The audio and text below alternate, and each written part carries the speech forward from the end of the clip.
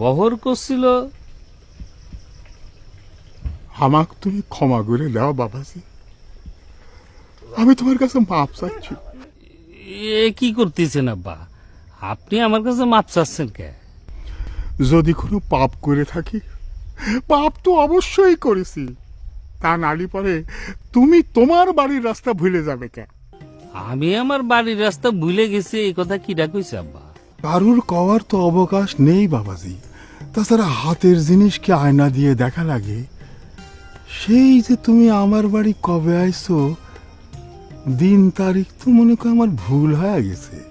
আমার মনে আছে আব্বা, ভাদ্র মাসের।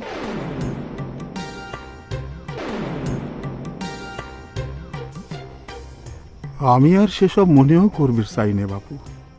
আমি তোমার কাছে হাত জোর করেছি, আমাকে ক্ষমা করে দিয়ে দয়া করে তুমি বিদে হও।